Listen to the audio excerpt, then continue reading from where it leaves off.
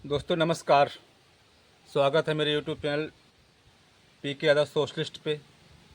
और कई दिन हो गए वीडियो नहीं मैं दे पाया, तो आज दीपावली के शुभ अवसर पर पहली बात तो सभी को शुभकामनाएं और साथ में ढेर सारी बधाइयाँ। और साथ साथ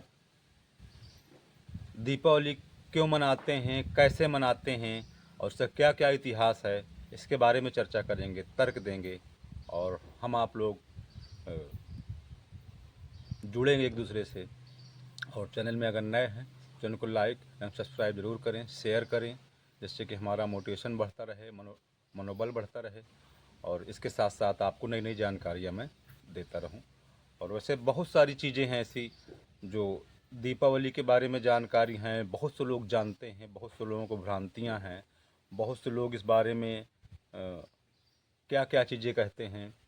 लेकिन जो एक इतिहास है हम लोगों को प्रत्यक्ष है, जिसका तर्क है और जिस पर हम लोग विशेष जानकारी हासिल करना चाहते हैं। हमको हालांकि हमारे त्योहारों के बारे में, जो हमारे भारतवर्ष में, हमारे हिंदुस्तान में या हमारे देश में त्यौहार होते हैं, उनके बारे में जानकारी रखना बहुत ज़रूरी है। इसलिए कि अगर कहीं हम चर्चा करते हैं, उन पर बात करते हैं, तो त्यौहार क्यों मनाया जाता है, ये हमारे पूर्वजों के माध्यम से दिया हुआ एक पर्व है, तो इस पर्व को क्यों मनाते हैं और इसकी परंपरा क्या है, इसका उद्देश्य क्या है, ये हमारे समाज के लिए कौन सी नई दिशा दे रहा है। जो दीपावली के पहले जैसे एक धनतेरस है, उसके बाद एक भैया दूज है, नरक चतुर्दशी है, इन सब का इतिहास एक दूसरे से जुड़ा हुआ है। और क्यों जुड़ा हुआ है, ये चीज़ें हम आज आपको अपने चैनल के माध्यम से, वीडियो के माध्यम से बताएंगे। वीडियो थोड़ा से लंबा हो सकता है, बड़ा हो सकता है, तो अंत तक बने रहें, स्किप ना करें। नई नई चीज़ें आपको मिलेगी, हो सकता है कुछ चीज़ें आपको उसमें जानकारी में भी हों। तो आइए जानते हैं दीपावली के बारे में। दीपावली के कई इतिहास हैं।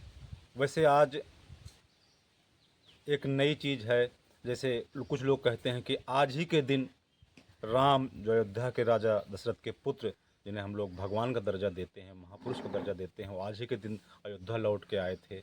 और उस हर्षोल्लास के उपलक्ष्य में पूरे अयोध्यावासी या पूरे राज्य में दीपावली मनाई गई थी। हालांकि तथ्य ये जो रामायण के माध्यम से हमें जानकारी मिलती है, ये तथ्य गलत साबित होता है। तथ्य इसलिए गलत साबित होता है चूँकि राम जी का बैसाख में आना दिखता है, रामायण में दिखता है 18वें अध्याय में कि राम जी बैसाख को अष्टमी को आए हुए थे। और नवमी को दीपावली, राम नवमी, नवमी को इसलिए मनाई जाती है। लेकिन दीपावली मनाई कब जाती है? कार्तिक पूर्णिमा को। तो उस रामायण के हिसाब से तो दीपावली राम के आने का उद्देश्य नहीं प्राप्त होता है और ना ही राम से ऐसा कोई जुड़ा हुआ वो प्राप्त होता है, माह या दिन। लेकिन फिर भी अगर हम मनाते हैं राम के उद्देश्य से, तो राम के उद्देश्य से मनाने के साथ साथ क्या राम का इससे क्या तात्पर्य है, इस तो राम के साथ साथ फिर इसमें जो पूजा होती है लक्ष्मी गणेश क्यों होती है, या लक्ष्मी गणेश आपस में क्या संबंध रखते हैं। लक्ष्मी जी अगर ईश्वर माने या लक्ष्मी जी को लक्ष्मी माने या धन माने, लक्ष्मी जी विष्णु भगवान की पत्नी अर्धांगिनी हैं और गणेश जो है श्री शंकर जी के पुत्र हैं, तो दोनों में क्या संबंध है, इस बात से भी एक संशय बना हुआ है। तो दीपावली का असली उद्देश्य क्या है, इस बात पे चर्चा करते हैं। जो हम लोगों को एक तथ्यात्मक उद्देश्य ये है कि हमारे भारत देश को सोने की चिड़िया कहा गया, खुशहाल चिड़िया है, खुशहाल देश था। और जब खुशहाल होते हैं लोग, तो यहाँ के लोग सबसे पहले तरह तरह की चीज़ें, पकवान बनाते हैं। जब इनके यहाँ फसल तैयार होती है, एक नई फसल तैयार होती है, तो उस फसल के उपलक्ष्य में जब वो बिकता है, धन आता है घर में, उस धन के आने की खुशी में एक दिन निश्चित करते हैं। जैसे दीपावली, बरसात, सावन, भादों, इन चीज़ों के बाद एक साफ सफाई, पूरे क्षेत्र में कचरा हो जाता है। इस समय हमारे से दरवाजे से या हमारे गलियों से, रास्तों से कचरा साफ हो जाता है, सूखा हो जाता है, मौसम शुष्क हो जाता है, हल्की हल्की नमी नमी ठंडी आ जाती है और उस ठंडी का माहौल हल्का से आ जाता है। और हाँ, धान की फसल और साथ साथ में जो हमारी ज्वार की फसल, बाजरे की फसल, तमाम सारी फसलें कट के घर आ जाती हैं। जैसे बैसाख में बहुत सारी फसलें आती हैं, तो उसको बैसाखी के रूप में मनाते हैं, उसको चैतवर कहीं कहीं चैत के उसमें मनाते हैं। तो उसी उपलक्ष्य में ये भी एक फसल का तात्पर्य है। और कुछ लोगों का अपना तात्पर्य ये है कि यह त्यौहार बौद्धों का है। और जब बुद्ध जी अब ज्ञान प्राप्त करके अपने शाक्य देश यानी पाटिल पुत्र आए हुए थे और अपने महादेश आए हुए, तो उस समय उनके पिता महाराजा शुद्धोधन, उन्होंने पूरे देश में, पूरे राज्य में उपदेश दिया था कि आज हमारे पुत्र ज्ञान प्राप्त करके आए हुए हैं, पूरे देश में, पूरे राज्य में यह दीपावली और दीप जलाया जाए, दीप दान दिया जाए, ये उद्देश्य है। तो ये कहानियाँ भ्रांतियाँ हैं, लेकिन इन पे हम लोग तर्क कर सकते हैं कि सच्चाई क्या है। और इसका एक और कहानी है जिसमें चंद्रगुप्त या अशोक जो सम्राट चक्रवर्ती महाराज अशोक, सम्राट अशोक, वो आज ही के दिन जो 84 लाख स्तूपों, बौद्ध स्तूप, बौद्ध जो खंबे होते हैं, स्तूप होते हैं, उनको बनवा करके पूरा किया था। आज ही के दिन उनको दीप के माध्यम से एक साथ अनावरण यानी शुभारंभ किया था, लोगों को उस स्तंभ के, उस स्तूप को देखने के लिए, यानी उनके उद्देश्यों को सुनने के लिए, उनमें जो लिखा था उन उद्देश्यों को देखने के लिए खोला गया था। उसी दिन भी दीपदान का उत्सव मनाया जाता है। तो अब ये तर्क है कि हम लोग किस चीज़ में खरे उतर रहे हैं। मैंने कई चीज़ों में बात बताया। इससे पहले नवदुर्गा पर मैंने एक वीडियो दिया था, उसमें बताया था कि नवरात्र क्यों मनाई जाती है और महिषासुर क्या सच में यादव कुल से आते हैं, ये सच्चाई क्या है। यह चूँकि इतिहास जो लिखा है, जो हम लोगों ने पढ़ा है, जो समझा है, इसको हम तर्क के माध्यम से समझें।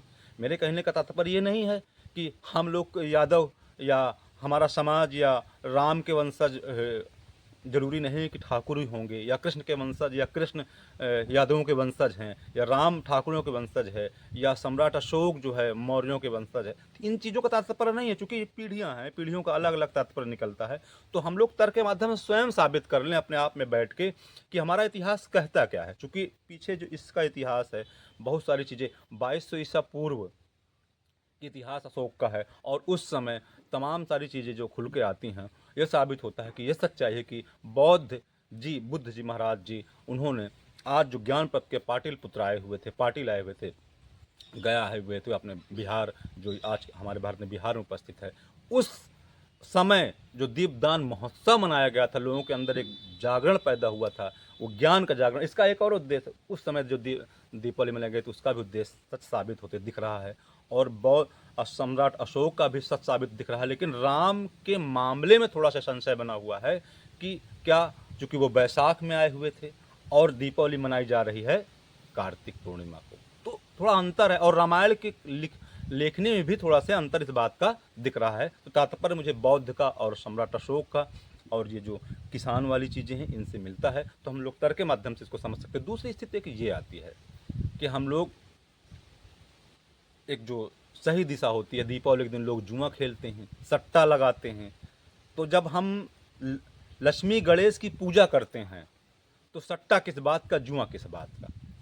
हमें धन के पूर्ति के लिए, हम लोग धन को पाने के लिए पूजा करते हैं, धन की पूजा करते हैं, लक्ष्मी गणेश की पूजा करते हैं, और उसमें जुआ खेलते हैं कि धन चला जाए। ऐसा मैं लोगों से निवेदन करूंगा कि ऐसा बिल्कुल कतई न करें, सट्टा न लगाएं, जुआ न खेलें। ये हमारा खुशियों का त्यौहार है, पर्व है। ये हमारे देश का एक त्यौहार है, पर्व है। इस पर्व को खुशियों से मनाएं, भाईचारे से मनाया जाए, और गरीबों में, अपने जो जिनके पास उपलब्ध ना हो, उसमें दान दें, उसको दान दक्षिणा करें, लोगों को मिठाइयाँ बांटें, और रूढ़िवादिता में न फंसे, किसी मूर्ति पूजा के अपराध में न फंसे। ये हम लोगों को एक हर्षोल्लास का विषय है, हर्षोल्लास का दिवस है। इसको प्रेम से मनाया जाए, लोगों से भाईचारे से मनाया जाए, मिलजुल के मनाया जाए। इसके साथ साथ हम अपने उत्थान के लिए, शिक्षा के लिए, और इसका एक और उद्देश्य है कि अंधकार से उजाले की ओर जाने का विषय भी है।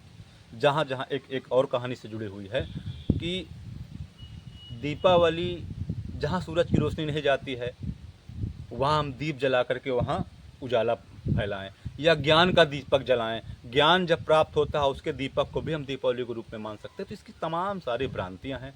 तो हमारा सबसे मुख्य उद्देश्य है, दीपावली के उद्देश्य में सभी लोगों को अभिवादन, सभी लोगों को शुभ हो, शुभकामनाएं हो, और साथ साथ सभी लोग खुशी से दीपावली मनाएं। इसमें रूढ़िवादिता और पटाखे, साथ साथ पटाखों में भी तमाम सारी चीज़ें हैं, ऐसा ना करें। कहीं किसी चीज़ का जुआ, शराब, ये तमाम सारी चीज़ें इन पर आश्रित या दीपावली के त्यौहार के उपलक्ष्य में ना करें। इसी के साथ वीडियो का अंत करता हूँ। जय हिंद, जय भारत, जय भीम, जय समाजवाद।